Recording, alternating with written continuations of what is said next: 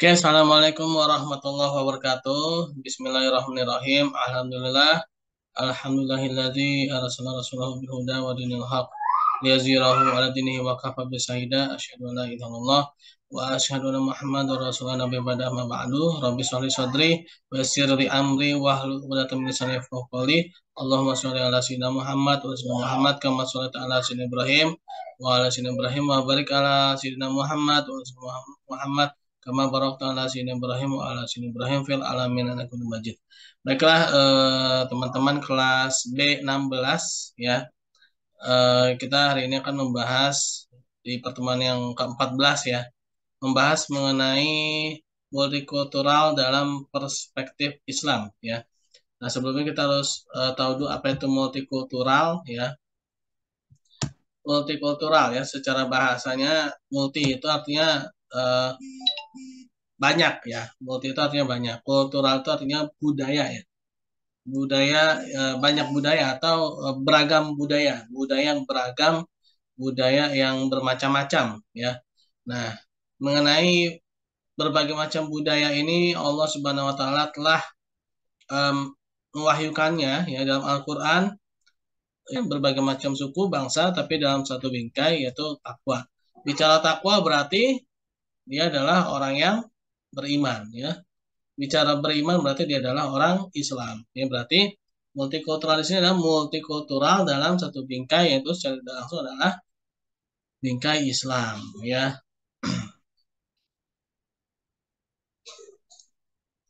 Oh iya, terkadang multikultural ini suka dibiaskan juga dengan pluralisme ya. Plural ya, sebenarnya sering sekali menjadi peorasi ya, yaitu lebih pada keliberalis ya. Lebih pada keliberalisme ya.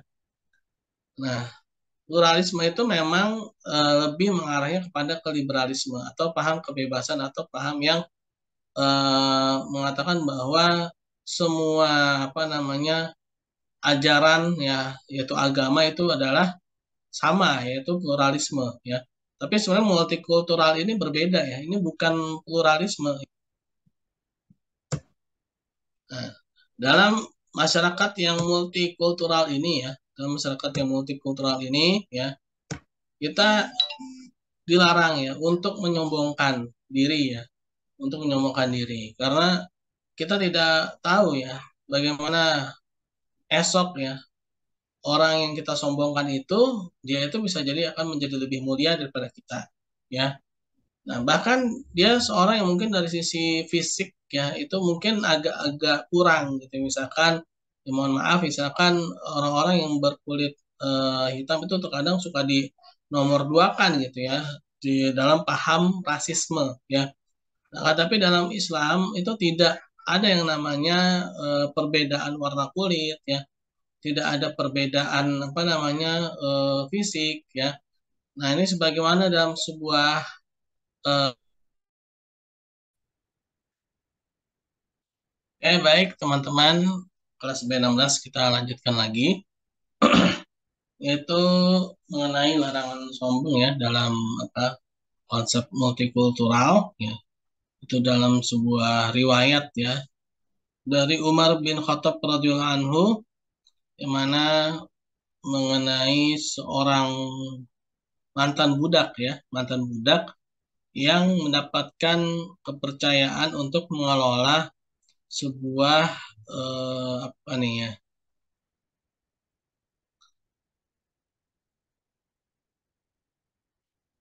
Ini kisahnya ini dari Nafi bin Abdul Haris. Ia pernah bertemu dengan Umar bin Khattab radhiyallahu anhu di Usfahan. Umar memerintahkan Nafi untuk mengurus Mekah. Oh, untuk pengurusan Mekah. Nyata yang mengurus Mekah kalau istilahnya apa ya? Ini seperti selevel gubernur ya. Kalau di kita ini ya. Jadi gubernurnya ini mantan budak ya. Gubernurnya ini mantan budak nih. Umar pun bertanya, siapakah yang mengurus penduduk Al-Wadi? Penduduk Al-Wadi ini jadi bagian dari Mekah. Ibnu Abza, jawab Nafi. Umar balik bertanya, siapa Ibnu Abza? Ia adalah salah seorang bekas budak dari budak-budak kami, jawab Nafi. Umar pun berkata, kenapa bisa kalian menyuruh bekas budak untuk mengurus seperti itu? Nafi pun menjawab, ia adalah seorang yang paham kitabullah. Ia pun paham ilmu faraid, ilmu hukum waris. Umar pun berkata, bahwa sesungguhnya Nabi kalian SAW bersabda, sesungguhnya suatu kaum bisa dimuliakan oleh Allah lantaran kitab ini atau Al-Quran, sebaliknya bisa dihinakan pula karenanya, karena Al-Quran juga ya. Nah maksudnya bahwa posisi seorang itu tidak selalu berada di bawah ya, dan apalagi ketika dia memahami ya atau menguasai Al-Quran ya. Nah, jadi Al-Quran itu bisa apa ya, kalau bukan Al-Quran sih, tapi agama ya, agama maksudnya. Jadi agama itu bisa mengangkat derajat seseorang ya, bisa mengangkat derajat seseorang dan bahkan bukan hanya orang ya, agama itu bisa mengangkat derajat semuanya ya, bahkan benda mati sekalipun ya, bahkan benda mati sekalipun. Contoh misalkan karpet ya, karpet. Ya. Kalau kita lihat di hotel ya, hotel-hotel ya, karpet itu mahal ya, karpet hotel itu mahal. Tapi karena dia itu posisinya di hotel, maka karpet itu posisinya hina, ya, karena diinjak-injak orang ya, dengan sepatu ya, dengan sendal ya. Walaupun karpetnya itu bisa jadi lebih mahal daripada karpet di masjid atau di musola. Tapi kalau kita lihat ya, bagaimana karpet ketika masuk dalam rumah ibadah yaitu masjid, musola ya, maka dia menjadi mulia ya. Tidak boleh diinjak dengan sepatu, tidak boleh diinjak dengan sendal ya. Nah, itu aja baru karpet ya, belum orang ya. Nah, jadi agama itu bisa menjadikan seseorang ya, apapun suku bangsanya, apapun bukan apapun minumannya ya, apapun apa namanya bangsa sukunya ya, ketika dia menguasai kitabullah, Al-Quran, ya, agama, ya, maka dia akan menjadi mulia ya.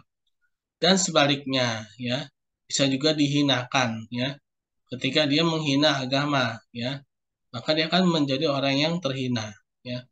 Nah itu ya, itu tadi contohnya aja karpet ya, karpet yang benda mati saja, ketika dia bersinggungan dengan agama dia menjadi mulia ya. Ketika karpet itu lepas dari agama ya, dari singgungan agama, dia akan menjadi hina ya, diinjak-injak dengan sepatu, dengan sendal ya. Tapi kalau karpetnya itu masuk dalam masjid, dimuliakan ya, tidak boleh diinjak dengan sendal dan sepatu, harus lepas alas kaki ya.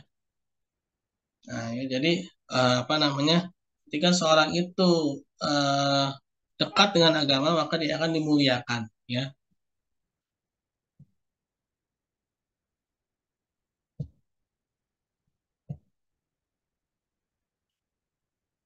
Dan juga dalam multikultural ini kita harus berlaku adil, ya.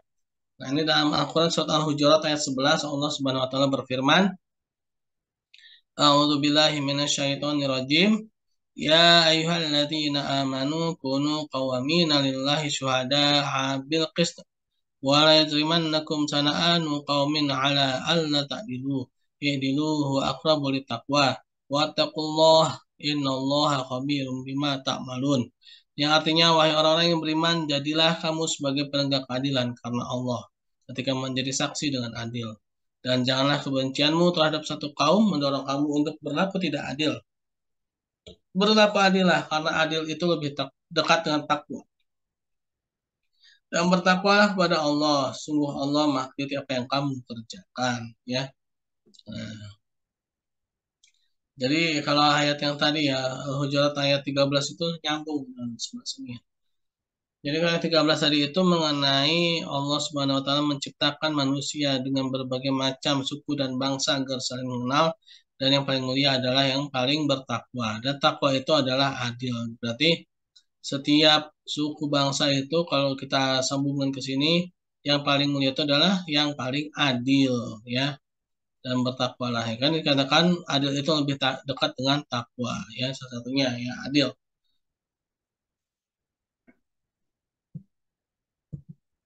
Nah, lalu berlaku adil walaupun pada selain Islam ya, ini kisah dari Nabi Muhammad SAW dan sahabat Umar bin Khattab radhiyallahu anhu, itu Nabi Muhammad SAW itu selalu apa namanya tidak pernah membeda-bedakan ya dalam hal kasih sayangnya ya kepada setiap manusia ya. Kasih sayang Nabi Muhammad SAW itu selalu rata ya kepada setiap manusia. Ini contohnya adalah sikap yang tidak membeda-bedakan penerapan atas dasar suku ataupun agama.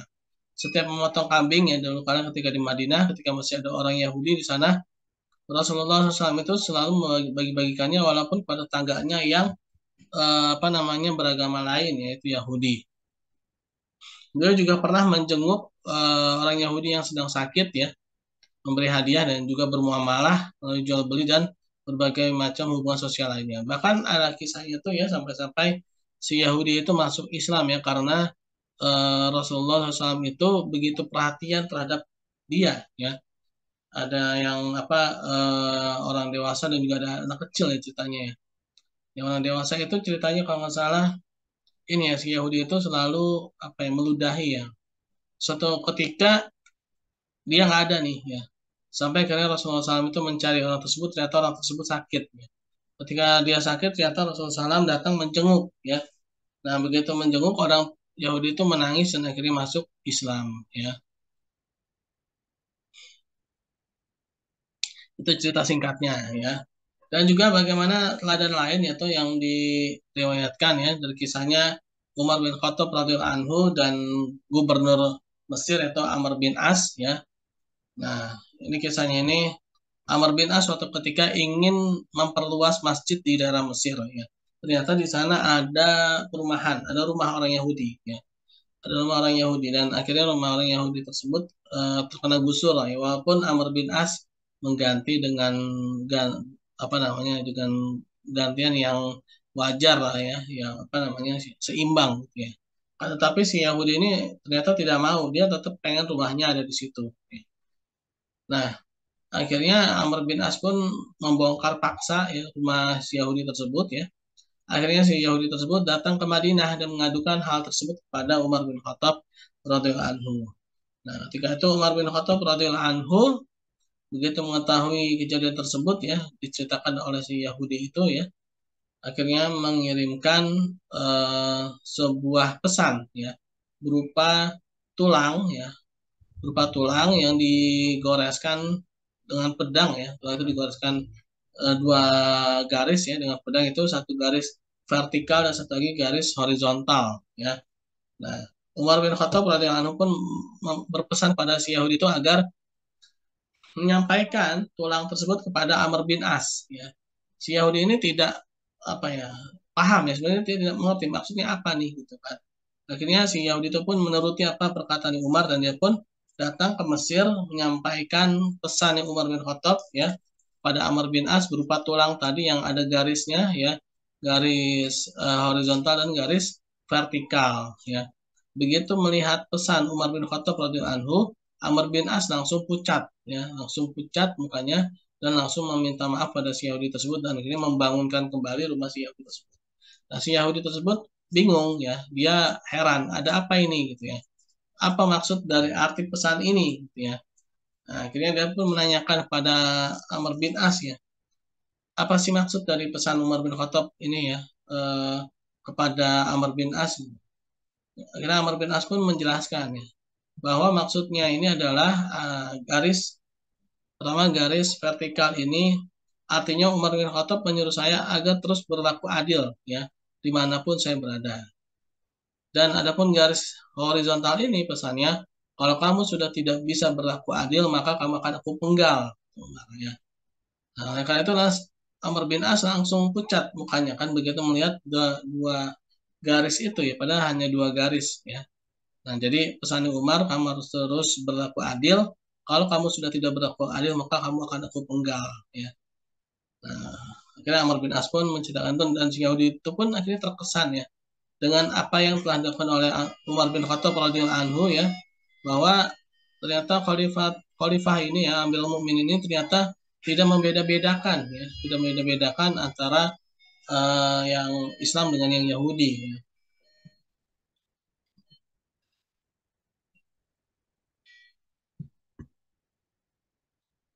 Nah, lalu bagaimana sikap kita dalam beragama ya terhadap pemeluk agama lain? Ini ada dalam Quran surat Al-Kafirun ayat 1 sampai dengan 6 ya, yang mana berbunyi A'udzubillahi minasyaitonirrajim. Bismillahirrahmanirrahim. Qul ya ayyuhal kafirun la a'budu ma ta'budun wa la antum 'abiduna ma a'bud wa la ana 'abidu ma 'abattum wa la antum 'abiduna ma a'bud lakum dinukum waliyadin. Yang artinya katakanlah hai orang-orang yang kafir, aku tidak akan menyembah apa yang kalian sembah dan kalian bukan penyembah Tuhan yang aku sembah dan aku juga tidak pernah menjadi penyembah apa yang kalian sembah dan kalian tidak pernah pula menjadi penyembah Tuhan yang aku sembah. Untuk kalianlah agama kalian dan untukku agamaku ya. Oke, mungkin sampai di sini ya pertemuan kita persiapan ujian akhir semester. Semoga teman-teman dapatkan yang terbaik ya. Terima kasih atas perhatiannya. Assalamualaikum warahmatullahi wabarakatuh.